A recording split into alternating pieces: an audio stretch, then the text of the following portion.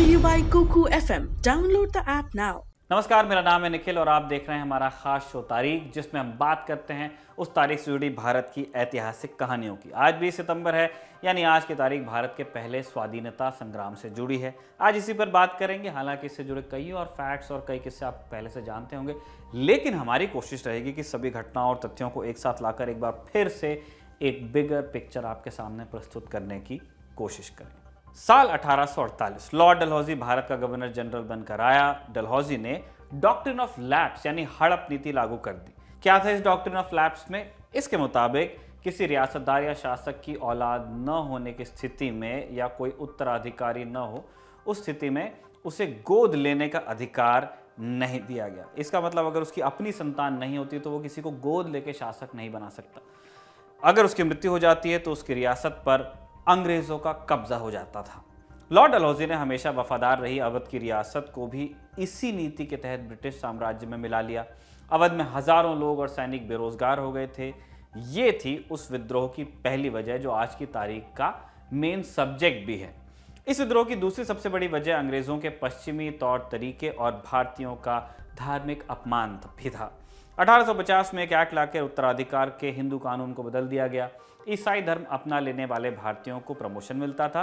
Education system ऐसा बना दिया गया जो हिंदू और मुसलमान दोनों के पुराने और तरीकों को सीधे चैलेंज करता था।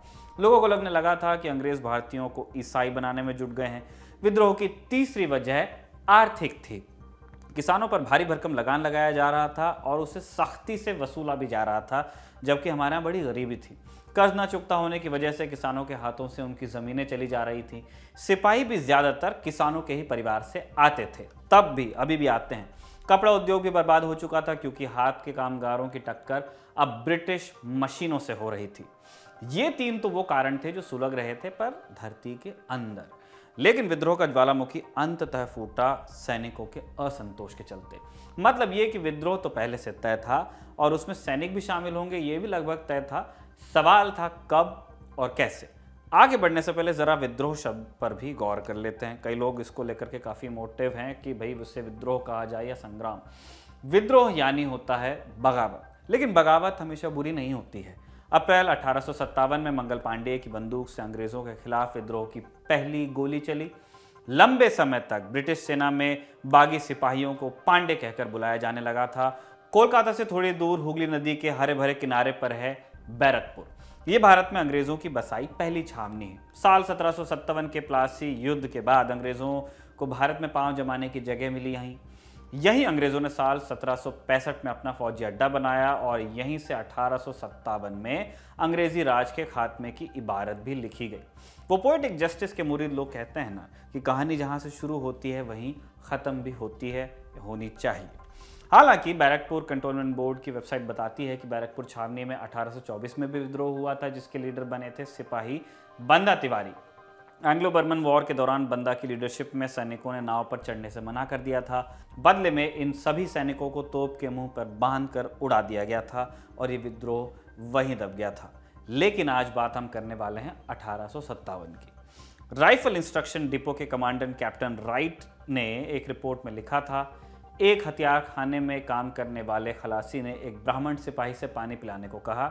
सिपाही ने नीची जाति का हवाला देते हुए अपना लोटा देने से मना कर दिया।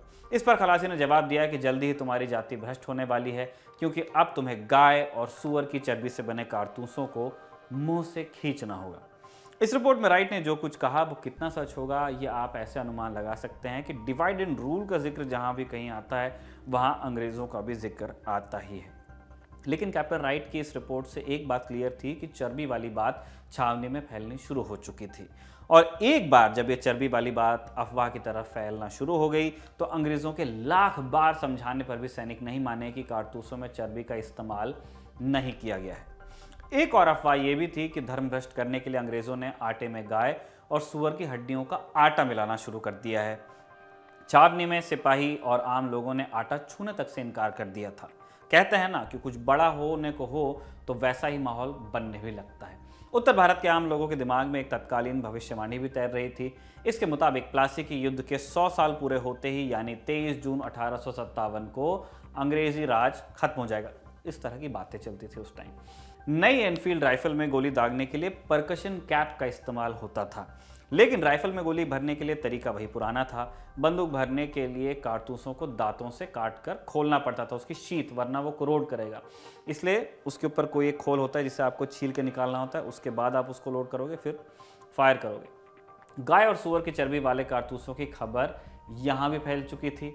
हिंदू और मुसलमान सैनिकों को यह गवारा नहीं था। ऑब्वियसली एक गाय का मांस नहीं खा सकता और दूसरे के लिए सूअर एक अपवित्र जानवर है। 29 मार्च का दिन था। बीबीसी की एक स्टोरी के मुताबिक इतिहासकार किम ए वैगनर अपनी किताब the great fear of 1857 rumours, conspiracies and making of the Indian uprising में 29 मार्च की घटना के बारे में लिखते हैं। शाम के 4 बजे थे। मंगल पांडे अपने तंबू में बंदूक साफ कर रहे थे। सिपाहियों के बीच बेचैनी थी। अपनी जैकेट, टोपी और धोती पहने मंगल पांडे अपनी तलवार और बंदूक लेकर क्वार्टर गार्ड बिल्डिंग के करीब परेड ग्राउंड की ओर दौड़ पड़े। क्वार्टर गार्ड नॉर्मली किसी भी यूनिट का, अगर वो इन्फेंट्री की बटालियन है तो जहां एक उसको आप एक यूनिट के हेडक्वार्टर की तरह समझ सकते हैं, उसको क्वार्टर गार्ड कहा जाता है। दौड़ते हुए मंगल पांडे चिल्ला रहे थे, निकल आओ पलटून, निकल आओ हमारे साथ, फिरंगी मारो। मंगल पांडे को पकड़ने गए मेजर जनरल हुइसन और एडजुटेंट लेफ्टिनेंट बेपंदे बाग पर मंगल ने गोली चलाई। हालांकि गोली चली नहीं, चलाने की उन्होंने कोशिश की थी। सिर्फ एक हवलदार शेख पलटू के अलावा सभी सैनिकों ने, जो उनकी बटालियन के थे, मंगल पांडे को गिरफ्तार करने से मना कर दिया। इस दौरान मंगल पांडे ने खुद की जान लेने की भी कोशिश की, लेकिन ऐसा करने से पहले ही उन्हें गिरफ्तार कर लिया गया। इसके बाद मंगल पांडे पर मुकदमा चलाया गया और 6 अप्रैल 1857 को मंगल पांडे का कोर्ट मार्शल हुआ और 8 अप्रैल को फांसी। मुकदमा चलने को ही हम कोर्ट मार्शल कहते हैं, ये अलग अलग नहीं होता है। हालांकि कोर्ट ने फांसी देने की तारीख 18 अप्रैल 1857 तय की थी, लेकिन उठते विद्रोह को दबाने के लिए फांसी 10 दिन पहले ही दे दी गई, क्योंकि उन्हें ऐसा लग रहा था कि अगर वेट करते हैं और ये खबर फैलती है कि ये फांसी होने वाली, तो ट्रूप्स के अंदर और विद्रोह फैल सकता है। मंगल पांडे को फांसी देने से बैरकपुर जेल के जल्लादों ने भी उस वक्त इनकार कर दिया था। इसके बाद अंग्रेज अफसरों को कलकत्ता से 4 जल्लाद मंगवाने पड़े जबरदस्ती। मंगल पांडे के बाद एक और सिपाही ईश्वरी प्रसाद पांडे को भी फांसी दी गई। ईश्वरी प्रसाद ने पलटू से कहा था कि अगर मंगल को भागने नहीं दिया गया तो वो गोली चला देगा। मंगल पांडे की फांसी के बाद से भारतीय सिपाहियों में अंग्रेजों के खिलाफ नफरत और बढ़ गई। 23 अप्रैल को मेरठ छावनी में सिपाहियों ने गंगा जल और कुरान हाथ में लेकर कसम ली कि वो चर्बी वाली गोली की मुखालफत करेंगे। 24 अप्रैल को मेरठ के परेड ग्राउंड में 90 में से 85 सिपाहियों ने नई कार्ट्रिज के इस्तेमाल से इनकार कर दिया, नई गोली। 30 अप्रैल से 7 मई के बीच मेरठ के कई इलाकों में आग लगा दी गई। रात के वक्त कई सरकारी दफ्तरों के छप्पर जला दिए गए। 9 मई को मेरठ के परेड ग्राउंड में सिपाहियों की वर्दी उतार ली गई और जंजीरों में उन्हें जकड़कर जेल भेज दिया गया। सर चार्ल्स नेपियर के इस बयान ने भी आग में घी का काम किया था। वो कहते हैं, अगर वो गवर्नर जनरल बने तो ईसाई धर्म को राज्य धर्म बना देंगे, क्योंकि भारत अब इंग्लैंड के अधीन है। इसके विरोध में मौलवी अहमदुल्लाह ने हिंदू और मुसलमानों से अपील की, कहा कि सब मिलकर अपने पूर्वजों के भरोसे को बचाओ। यही वक्त है। मेरठ के सिपाहियों में मौलवी की इस अपील ने जोश भर दिया था। तब 10 मई रविवार का दिन था। अंग्रेज छुट्टी के मूड में थे, या तो बाजार में खरीदारी कर रहे थे या चर्च गए हुए थे। सिपाही मारो फिरंगियों को चिल्लाते हुए छावनी की तरफ बढ़े और अंग्रेजों के बंगलों में जा घुसे। 6:15 बजे तक मेरठ की 2 जेलें तोड़ दी गईं। जंजीरों में कैद सैनिकों को आज़ाद भी करा लिया गया। कर्नल जॉन फिनिस ने तब सिपाहियों को रोकने की कोशिश की तो उनके सिर पर गोली मार दी गई। अगले दिन सोमवार को भी कई अंग्रेज मारे गए। मरने वालों में जॉन पहले थे। 10 मई की शाम 7 बजे तक पूरा छावनी इलाका आग के हवाले कर दिया गया था, वो जल गया था। शाम 7:30 के आसपास सैनिक रिठानी गांव के पास इकट्ठा हुए और दिल्ली की तरफ कूच का फैसला लिया। सोमवार सुबह सैनिक यमुना किनारे लाल किले के बाहर इकट्ठा होने लगे। उस दौरान की एक कहानी बड़ी प्रचलित है। कहा जाता है कि बहादुर शाह जफर बगावती सिपाहियों का नेतृत्व करने के लिए तैयार नहीं थे, लेकिन उन्हें एक सपना आया। बहादुर शाह जफर के निजी सचिव जीवन लाल के मुताबिक बादशाह के सपने में उनके दादा शाह आलम ने कहा कि वक्त आ गया है कि 100 साल पहले की प्लासी की लड़ाई का बदला लिया जाए। इसके बाद बहादुर शाह जफर सिपाहियों का नेतृत्व करने के लिए तैयार हुए। सिपाहियों ने 82 साल के बुजुर्ग बहादुर शाह जफर द्वितीय को दिल्ली का शहंशाह घोषित कर दिया। कहते ये भी हैं कि बहादुर शाह जफर के पास क्रांतिकारी सैनिकों की लीडरशिप कबूल करने के अलावा कोई चारा था भी नहीं। सैनिक किले में घुस गए थे, जो भी अंग्रेज जहां मिल रहा था उसे मार रहे थे। दिल्ली में अंग्रेजों के घर में घुसकर महिलाओं और बच्चों तक को मार दिया गया था। इतनी मारकाट हुई कि जफर ने लिखा, न था शहर दिल्ली ये था चमन, कहो किस तरह का था यहाँ अमन, जो खिताब था वो मिटा दिया, फकत अब तो उजड़ा दयार है। दिल्ली के अलावा विद्रोह पटना से लेकर राजस्थान तक फैल चुका था, जबकि विद्रोह के मुख्य सेंटर थे कानपुर, लखनऊ, बरेली, झांसी और बिहार का आरा जिला। कानपुर में विद्रोह का नेतृत्व नाना साहेब कर रहे थे। झांसी में 22 साल की रानी लक्ष्मीबाई अंग्रेजों से लोहा ले रही थी।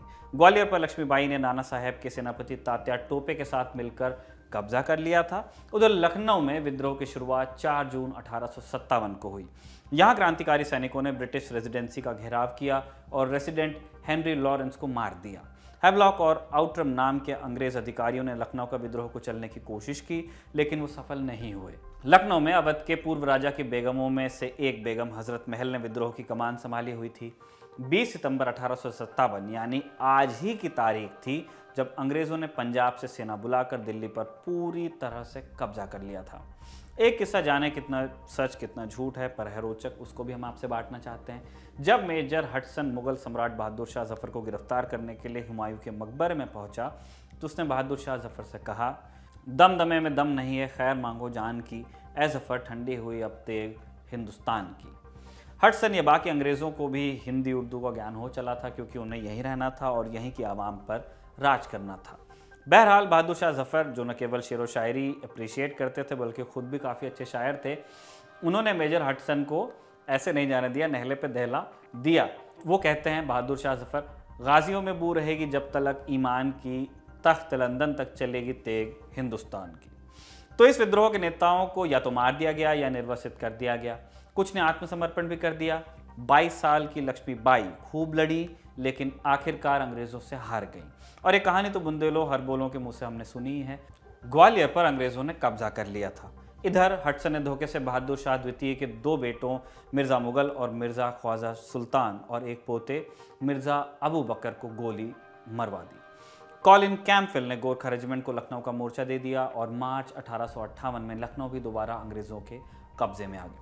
1857 का स्वाधीनता संग्राम 1 साल से ज़्यादा वक्त तक चलता रहा।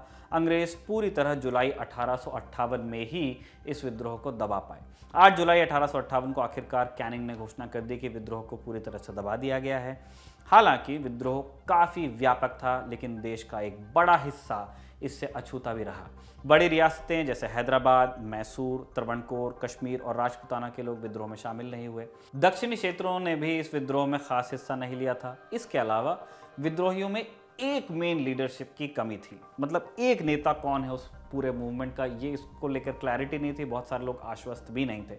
बहादुर शाह जफर को लेकर बाकी क्रांतिकारी नेता दिल्ली के बाहर ज़्यादा आश्वस्त नहीं थे। हालांकि नाना साहेब हुए, तात्या टोपे हुए और रानी लक्ष्मीबाई, इन्होंने भी छिटपुट नेतृत्व किया अपने अपने इलाकों में, लेकिन वो पूरे विद्रोह को रास्ता नहीं दिखा पाए। एक और पॉइंट जो इस क्रांति या बगावत की असफलता का कारण बना वो था कम्युनिकेशन गैप। रेल, डाक, तार और परिवहन अंग्रेजों के कंट्रोल में था। क्रांतिकारी खबरें भेजने के लिए हरकारों पर निर्भर थे, जबकि अंग्रेजों के पास गोला बारूद और बंदूकों के अलावा सबसे बड़ा हथियार था तार, जो मिनटों में सैकड़ों मील की दूरी तय करता था। हालांकि अंग्रेजों का टेलीग्राफ विभाग सलामत नहीं रहा। क्रांतिकारियों ने कई तार लाइनें नष्ट कर दी थी तब, और काम कर रहे अंग्रेज कर्मचारियों को मार डाला था। लेकिन कुल मिलाकर अंग्रेजों की उस वक्त के हिसाब से कटिंग एज टेक्नोलॉजी विद्रोहियों पर भारी पड़ी। विद्रोहियों के पास हथियारों और बाकी रसद की भी कमी थी। ऊपर से अंग्रेजी एजुकेशन पाने वाले मिडिल क्लास लोग और बंगाल के अमीर व्यापारियों और जमींदारों ने विद्रोह को कुचलने में अंग्रेजों की भरपूर मदद भी की थी। बेशक विद्रोह कुचल दिया गया, लेकिन इस विद्रोह से एक बात साफ हो गई कि अंग्रेज अपराजय नहीं है, उन्हें घुटनों पर लाया जा सकता है। और इसीलिए ही ठीक 9 दशकों बाद यानी 15 अगस्त 1947 को अंग्रेज़ों के लिए बहादुर शाह जफर का एक शेर मौजू हो गया। वो कहते हैं, दौलत दुनिया नहीं जाने कि हरगिज़ तेरे साथ, बात तेरे सब यहीं ए बेखबर बढ़ जाएगी। तारीख इस एपिसोड को लिखा था हमारे साथी दर्पण ने, और उनकी ढेर सारी मदद की है हमारे साथ इंटर्नशिप कर रहे शिवेंद्र ने, और कैमरे पर इसे रिकॉर्ड किया है राशिद ने। देखते रहिए द ललन टॉक।